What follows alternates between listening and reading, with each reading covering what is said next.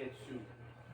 Okay, you know what I mean? Right. So this information that I'm gonna read to you is just telling you that you're in here on your own time getting general knowledge. You know what I mean? So let's say you end up getting into an injury. Well, that officer told me to do this. No, this is just for general knowledge, helping you be more successful in the medical field. Okie dokie? All right. So it says, if I find it. Are we missing any more people? There's some people out there doing the shuffleboard that I know signed up. They're just running behind you. So it says, the information provided on this website does not and is not intended to constitute legal advice. Instead, all information, content, and materials available on this site are for general knowledge for you guys. Okay? Their website contains links to other third-party websites, such as links are only for the convenience of the reader, user, or browser. APA, which is us, and its members, not recommend to endorse those contents on third parties. So pretty much, you're in here for your own knowledge. You sign up for this class, you can gain knowledge on Stop the Bleed. Do we agree? Yeah, we agree. Okay. We have a lot of witnesses, guys. So don't sue us, okay? Okay, so look. First and foremost, I want to thank you guys that shows that, you know what, you guys want to get interested in this Stop the Bleed course. It's an amazing course because sometimes we don't know or we don't understand that there could be an active shooter, or not only an active shooter, a crash, a motor vehicle crash, or it could be a someone running, a bicycle crash, maybe driving a go-kart or even a golf cart. And you know, since we don't drink and drive here in this trailer park, right, Tommy? you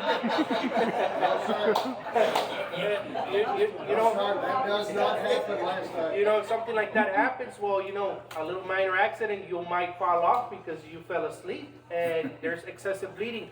This is what we're here for, you know. We're gonna be here talking about just the academics, pretty much the PowerPoint, and after that, we're gonna go hands-on. We have 14, remember that lucky number, 14 tourniquets. I want 14 back, guys, okay?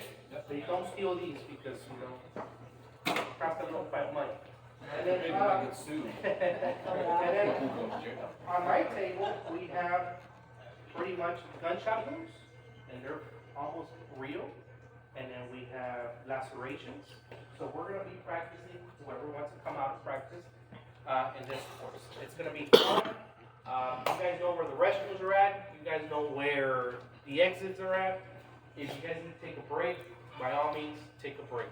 If you guys have a phone call, you guys are adults, have kids, and have very important lives, take the calls. I do not mind about that, okay? Thank you so much on behalf of West Police Department. This is just free training for everybody. We're all good? Yep, all good. Awesome, awesome. So let's start. Any more people? If not, they can come in and I will make fun of them because they're late. Yep. Yes. As a matter of fact, whoever comes in late, round of applause for them. Yeah. Yes. You know what I mean? You might want to put the cuffs on. I forgot the key.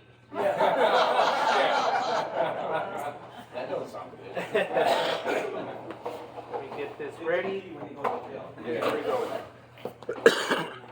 So allow me to introduce myself. My name's Officer Roberto Rodriquez. They call me RC, like the Coke, not the bottle. Royal Crown.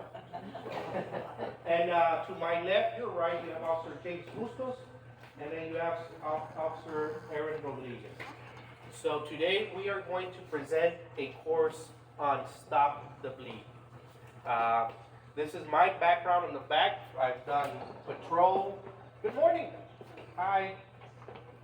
So we have, I've done patrol. I was in the motorcycle crew, bicycle crew. I was in the school resource officer program as well. And also now I am now doing, which is community outreach. I'm one of the instructors for the police department, so I get to instruct over 80, 90 police officers.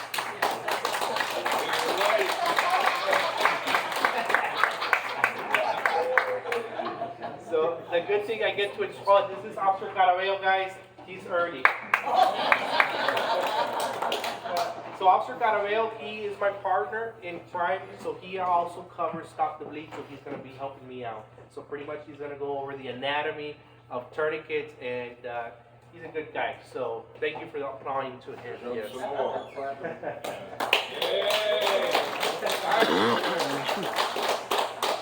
Oh, whoever's late is getting flopped. So Officer Caraveo, you want to introduce? I appreciate that. You want to introduce yourself before we start? Hello, good morning. Morning. Like you said, my name is Eddie Caraveo. I am one of the instructors for the Westwood Police Department. I also happen to be the public information officer. I'm the Crime Stoppers coordinator for the department, and I'm also the sex offender compliance officer for the department. So I keep pretty busy. A little bit about myself. I've been with the Westwood Police Department for a little bit over 6 years. About 3.5 of those years I spent my time on patrol. Then I was able to move over to the community division. I've done a little bit of everything. I've worked accident reconstruction along the way as well. Just want to thank you guys for the opportunity for us, being here today.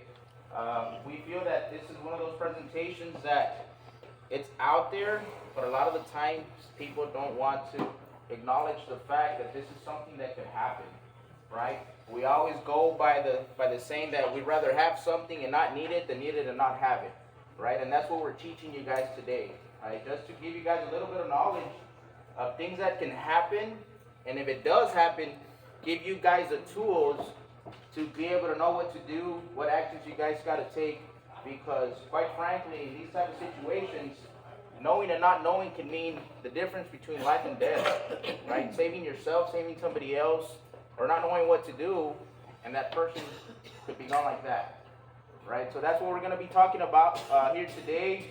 I just want you guys to know that we're here for you guys, right? Meaning, if at any point during this presentation, you guys want us to clarify something, you guys want to know something a little bit more in depth, by all means, raise your hand and ask. That's what we're here for.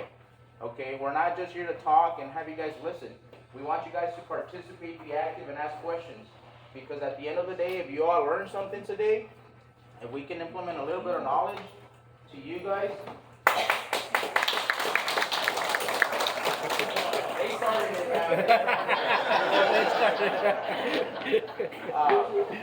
then we've done our job. Okay. So again, thank you guys so much for your time, and again, ask. Please ask. If there's anything you guys want to know about, please ask. Thank you guys. Thank you, Officer.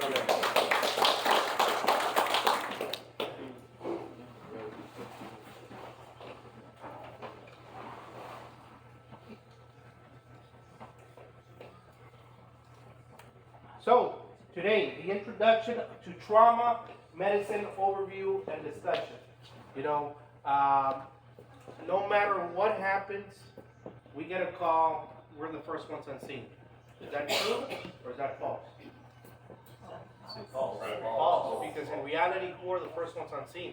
The people around. The people around are the ones who are going to call 911. The people around are the ones experiencing that crisis. The guy has a lot of blood coming out. The girl just went to an accident. I don't know what to do. Can you save the life right there? That's the question to ask yourself. What do I know about medicine? What do I know about blood loss? Okay, so we're going to go over on the tools of trauma to stop the bleed. And as it says here in this slide, pretty much a person who's bleeding can die from blood loss within 5 minutes. Therefore, it is important to quickly stop the blood loss. Those nearest to someone with a life-threatening injuries are best positioned to provide first care, which I just talked about. You guys are the first ones to be there. So, I'm going to ask you a question. What do you think is the standard response time for medical emergency when 911 is called? Minutes. Raise your hand. How many minutes? Oh, I saw the paperwork. 10 minutes. 10 minutes. 7 minutes? 5 minutes? 7 minutes. 7 minutes. Okay. Yeah. Awesome. 12 minutes. 12 minutes. All right. I have a chart right here. A lot of people say between 5 to 7 minutes. That's what we they put out there, but in reality, EMS times on behalf of Los Angeles Fire Department, the stats, 6 minutes and 36 seconds for fire department to get there,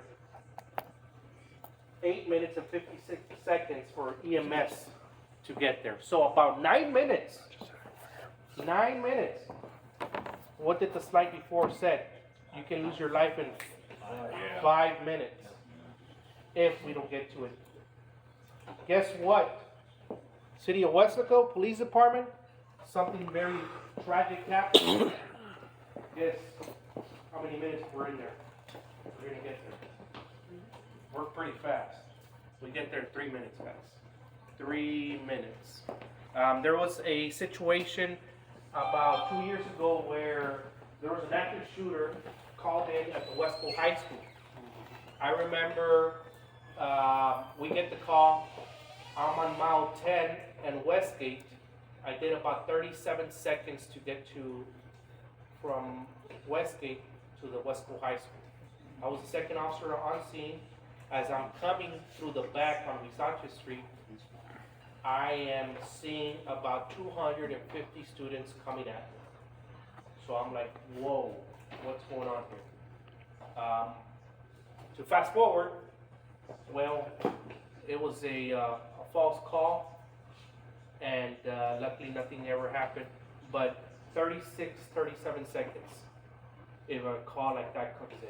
And that's not only an active shooter, but let's say a major accident, an explosion, or anything that, you know, has to be handled that, you know, you need really, really deep help. So why is it important? How soon can you bleed to death? So right here, I'm going to explain, depending on the actual injury. Femoral carotid artery, 1 to 2 minutes. You know, you got those big veins that, you know, got shot blood. You have your brachial artery, 2 to 3 minutes. Now, if you're there, can we save this person? Yes, we can. Now, there are times rescuers can get there. Look at that EMS ambulance there. Who lives up north? I bet y'all live down south, right? Look at that ambulance. By the time all that snow comes out, and see if that ambulance turns on and everything. So sometimes there's problems within the department that we can't get there on time. There's a picture right there. There are times that you can wait for help. So what happens if you're around that area that you can process and you can cure? That's you guys.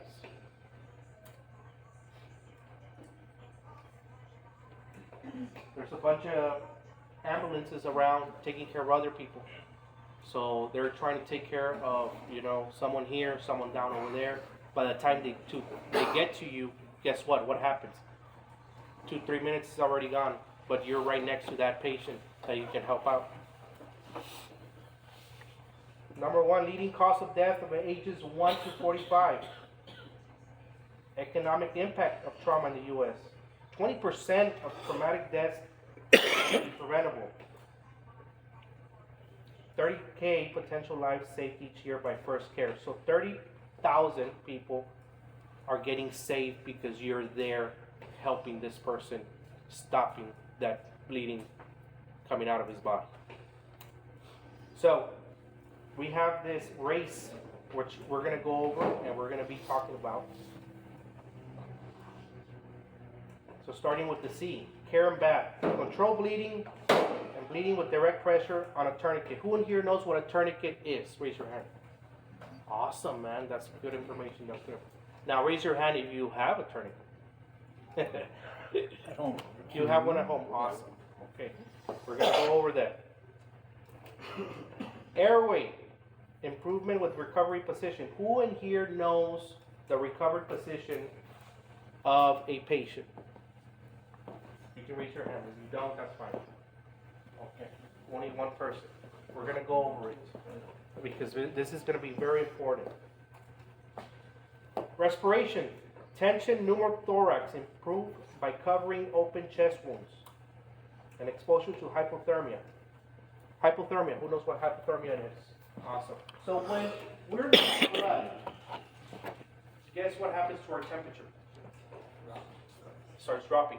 That's why you see in movies, and you start getting cold, you know, that person who's dying is getting cold. So covering someone, putting them in a car, let's say someone's shot, I'm losing a lot of blood, I'm shot, I'm losing a lot of blood, and you know, I'm getting cold. We are trained, because we've taken courses, that, hey, we gotta take you to the hospital, you're losing a lot of blood, you're getting cold, crank up that heater in the car so he can get, you know, warm. So that is very important. Look at that sign. If he's getting cold, that person getting cold, cover that person, because that could lead to, you know, death. So tourniquets. Right now we're gonna get Officer Caraveo down over here, and he's gonna explain the anatomy of a tourniquet. Only one person has tourniquets, but we know what a tourniquet is. So Officer Caraveo, he's gonna be explaining pretty much the anatomy of a tourniquet. And then we're gonna watch a video, and then we're about to go hands-on in a bit, okay? So.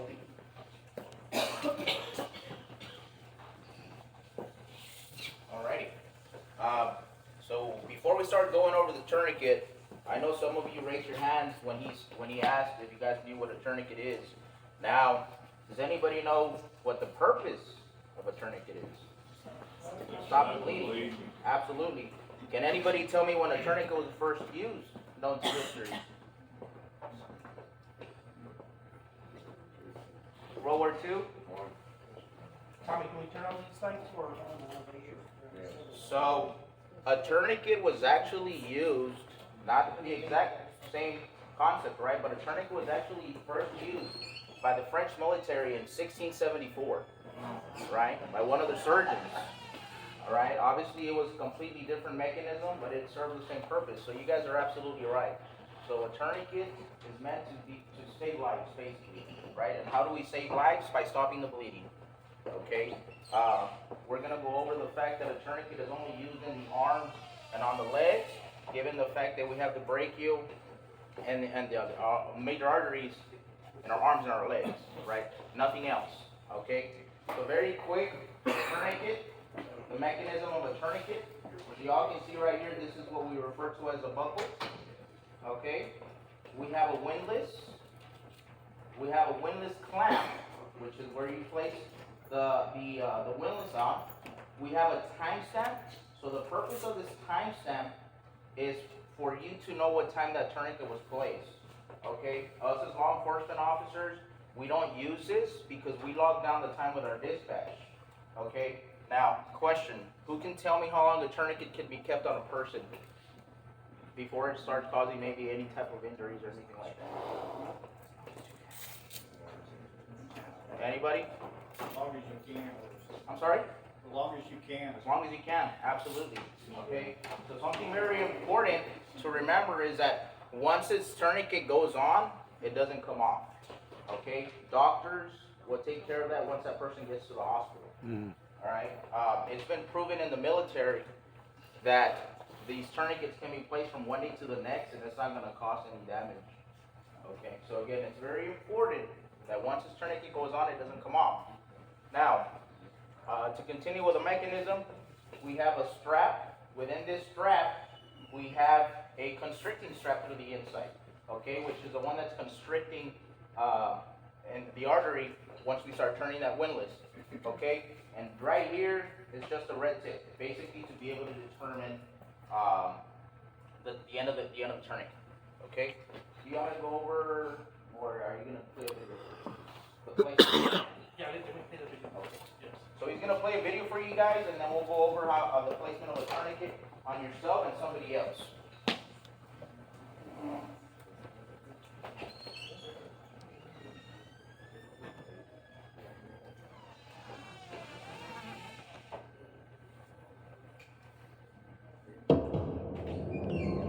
Did you know that traumatic injuries are the leading cause of death for people under age 40? and that some of these deaths are preventable? Blood loss is responsible for 35% of pre-hospital deaths. And during mass casualty events such as shootings, 80% of victims are delivered to hospitals by someone other than a trained ambulance crew. Severe bleeding can lead to death in 5 minutes or less. Many people perish before an ambulance can arrive. But it doesn't have to be this way. It's time to stop the bleed. And you can be part of it. Stop the Bleed is a White House initiative that provides people like you with tools they need to take action against life-threatening wounds. In this brief video, we'll show you how to get involved.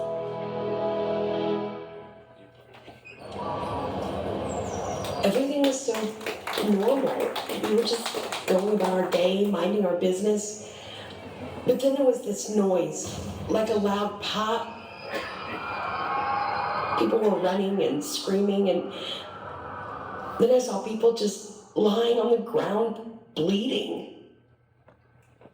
What if this happened to you? Would you know what to do? Here are some initial pointers. Act quickly. What you do in the first few minutes is critical.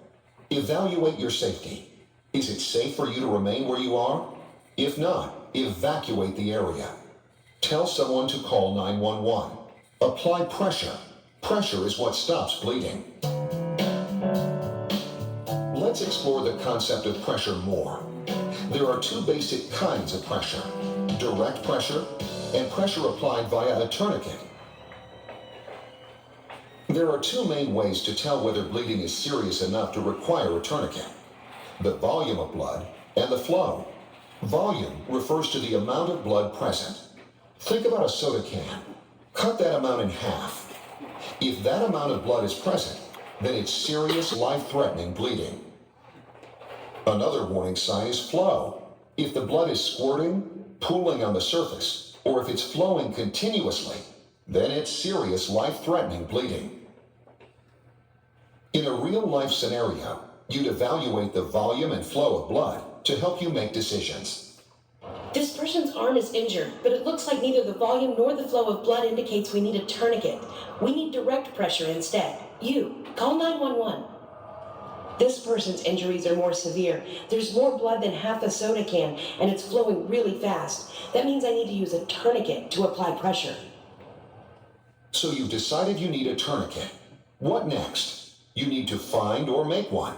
Two basic types of tourniquets are out there: commercial and makeshift. Commercial tourniquets are the most effective. If you're in a public facility, you may be able to find one in a bleeding control kit, often found near an AED display.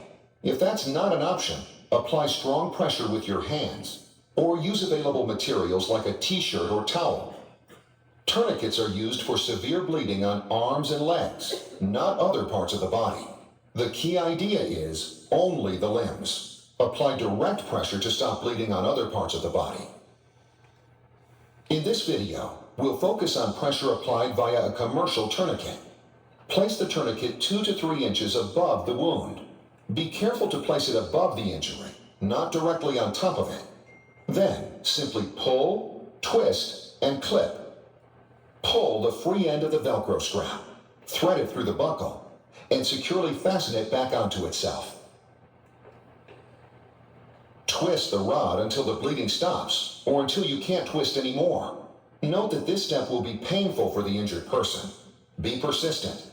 Be sure that the bleeding stops. Clip the rod with the small Velcro strap, securing it so that it doesn't untwist.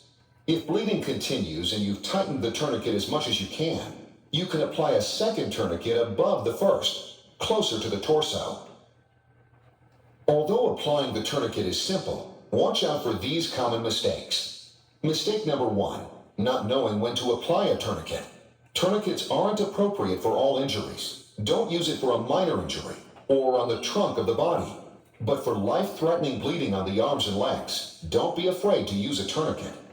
Mistake number 2, not tightening the tourniquet enough to stop bleeding. Also, remember to keep twisting until bleeding stops. If it doesn't stop, add a second tourniquet closer to the torso, above the first tourniquet. Mistake number 3, placing the tourniquet directly on top of the wound. The tourniquet should go just above the wound, on the side closest to the torso. Mistake number 4, loosening the tourniquet. Leave the tourniquet on until medical professionals arrive.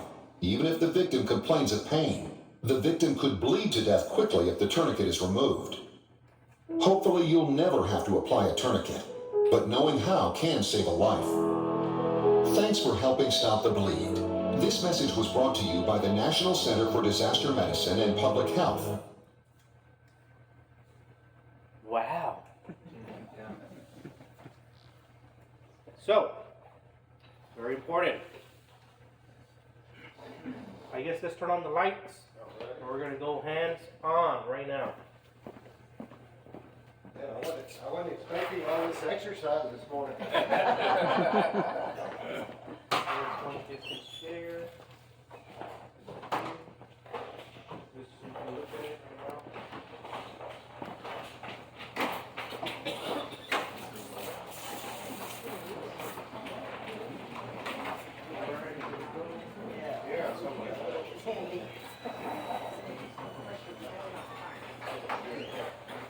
So,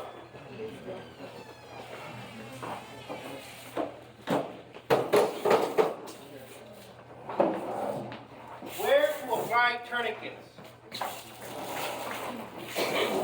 No. Right here. He doesn't like them. So look, Officer Calvin is gonna apply a tourniquet, properly apply a tourniquet on me. Let's say I am bleeding from my right femur. We're gonna go and we're gonna practice, and I want you to practice with your partner or practice on yourself. Let's say even you cut yourself and you're bleeding, a lot. Can you save your own life? Yes, you can. Yes, you can. But right here, Officer Carabello can explain what he's gonna do. All right. Right. Just before we start with the tourniquet placement, I just want to go over something real quick. Officer Rodriguez spoke about the response time of an ambulance. Okay. He also spoke about the national average time response for a police officer. Right. It's 3 minutes. Okay. One thing that I want you guys to understand is that in an event of an active shooter, right, here in the city of Westaco, we are blessed that we have a police department, we have a sheriff's office, we have a constable's office, we have a military base, and we have a border patrol office, right? So that national time, average response time for law enforcement is cut drastically, okay? I'd say we probably be there within 30 to 40 seconds, okay? Now, that being said, in the event of an active shooter, our responsibility as first responders is to eliminate the threat, okay? So what that means is, if Officer Rodriguez here is a victim and he's shot in the leg, I'm sorry, we're gonna pass right by you, okay? We're not gonna respond to any medical. We're not gonna do any medical on him until that threat is eliminated, okay? What I'm trying to get to is the fact that you guys knowing medical is very important, okay? Because also, as we talked about, a person can bleed out within a minute or two. Okay, so do the math. 30 seconds. It takes us another 5 to 10 minutes to locate the threat, eliminate the threat, right? If you guys know law enforcement and fire, we always jab at each other, right? Oh, us police are first responders, you guys are second responders, right? We're poking fun of each other, but there's some reality to that, right? Because I'll tell you this much. If for whatever reason, never happened, but if for whatever reason fire and EMS get here before we do, they ain't coming in. They're gonna be 2-3 blocks down the street. Why? Because they're gonna wait for us to get here, eliminate the threat, secure the scene, and they're gonna wait for us to radio them, hey, the scene is clear, you can now come in. Okay? We're talking about 10, 15, 20 minutes, maybe, on a good day. Okay? To 1 or 2 minutes that a person can bleed out. So it's very important for you guys to know that it's very important for you guys to be able to take care of yourselves, take care of the people next to you. All right, so that's really the purpose behind this. So something very important when placing a tourniquet. Okay, earlier we talked about the red tip. All right, it's very important to have these, to be familiar with them, and practicing. with it. It's very simple to use, but it takes practice. Okay, one thing that we like to teach is that the tip of the red tip is always inwards towards your chest, whether you're placing it on this hand or you're placing it on this hand. Okay, reason being is, if for instance one day you have to place a tourniquet on your own, it's so much easier to pull inward.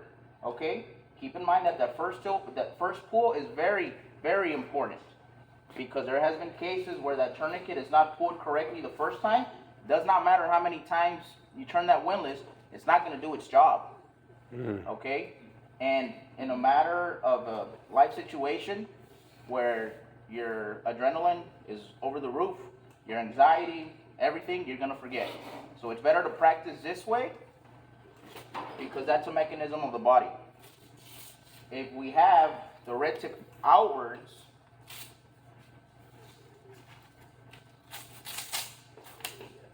see how awkward that is? Right? See how awkward that is? Instead of just pulling inward. Okay? And in a live event, we don't want you to be asking yourself, well, am I applying the tourniquet to myself or to somebody else? Am I going to have the red tip in, or am I going to have the red tip out? How do I practice? Right? Very important. Keep it in all the time. Okay? So I'm going to place the tourniquet on Officer Rodriguez, and then I'll talk a little bit more about the importance of it. So for this scenario, he's sitting down, right? But be mindful that there's a Velcro on the back, right? You could be in a different setting. You could be in a bedroom and there's carpet, okay?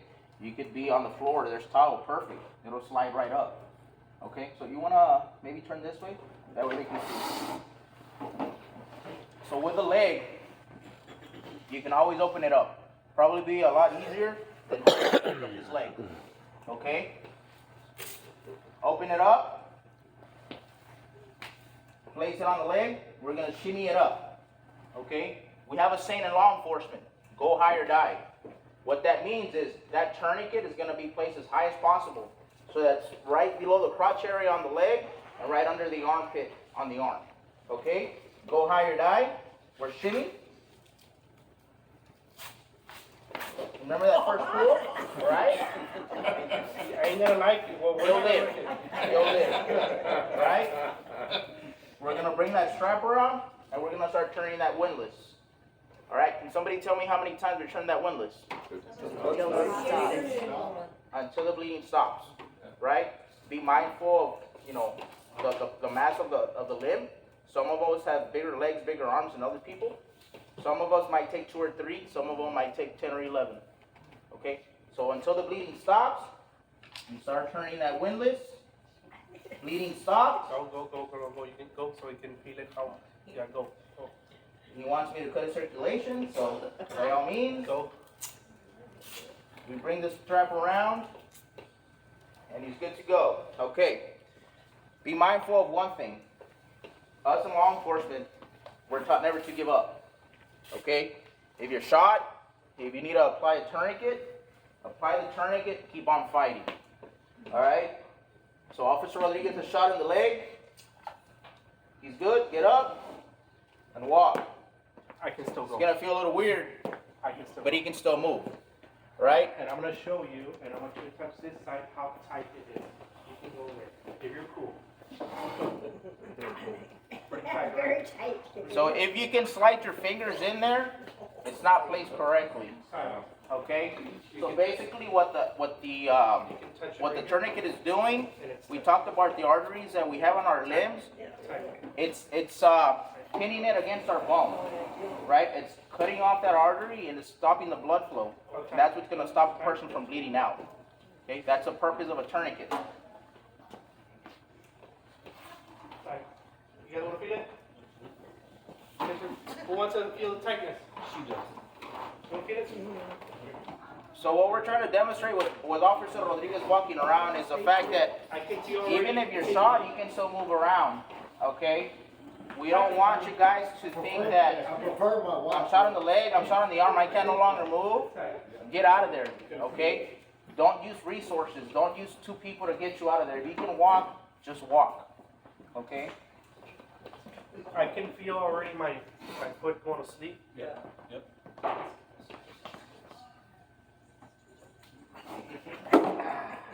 There you go.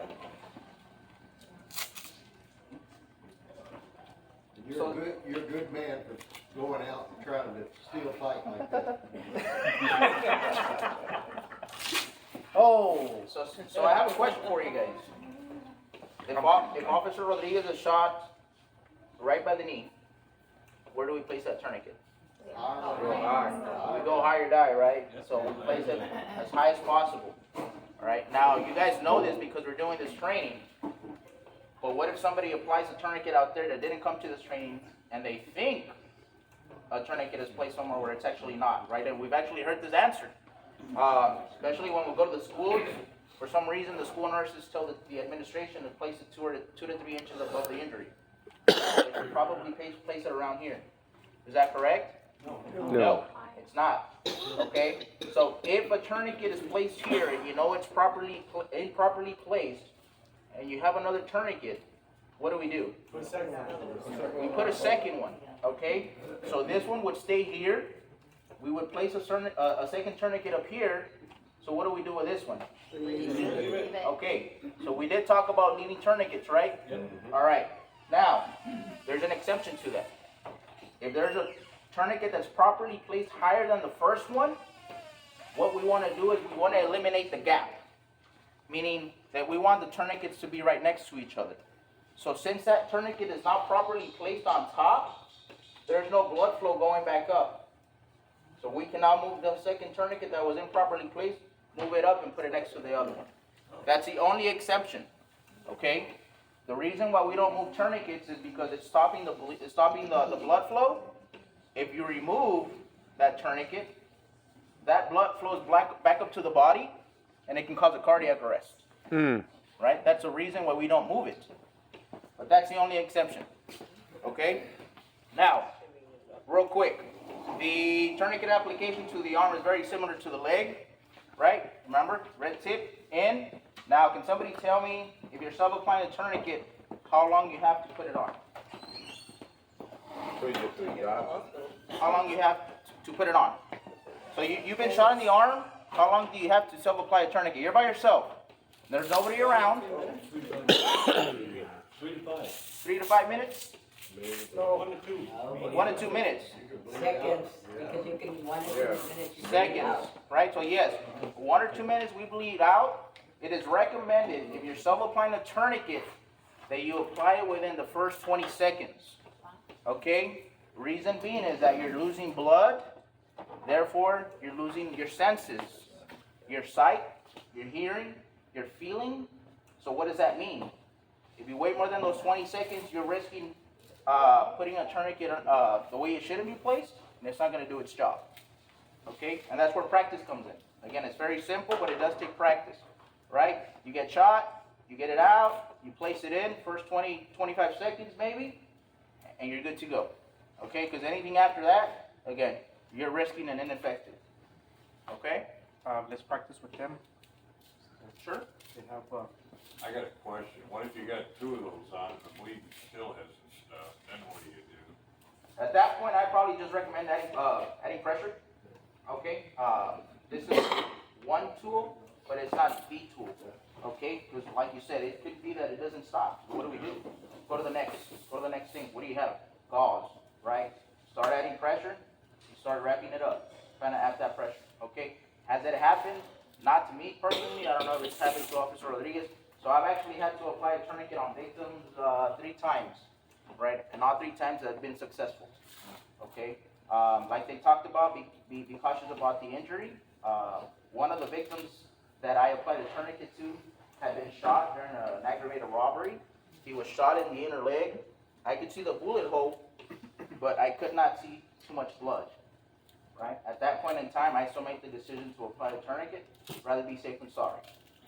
Okay? I've also seen victims that you'll see that squirting sensation. Right? Imagine you know, having a water hose, putting your thumb on it, you just start squirting out. It's just blood. Okay? So it varies on a case-to-case basis. But having options is always good. Is there any ever chance of loss of a limb due to a tourniquet driver's plates are too long? Slim to none. It can happen. Obviously, that's not going to depend on the placement of the tourniquet. That's going to depend on the injury itself, right? I have heard about a law enforcement officer local here, not from this agency, but another agency here in the Rio Grande Valley, that he had his own personal go bag, right? A go bag is just a small medical bag. He had a tourniquet in there. He happened to have ran into an accident. There was a rollover. One of the drivers had his window down. He was sticking his hand out the window. They ended up being in an accident. He rolled over. His hand was chopped off from right below the elbow down. Right? His arm was gone. Luckily, the officer was there at the right time, at the right place at the right time. He was able to place a tourniquet on the individual and he saved his life. Right? Again, obviously depending on the extent of the injury, but the purpose of this is, quite frankly, not to save limbs, it's to save lives. Right? That can happen, but at the end of the day, saving a life, I think, is more important than saving a life. Any other questions, guys, before we keep moving forward? No? Okay, take it away. So let's do so you can practice from the beginning. So everybody, whoever has the tourniquet, let's take it out. Let's fold it. You know how to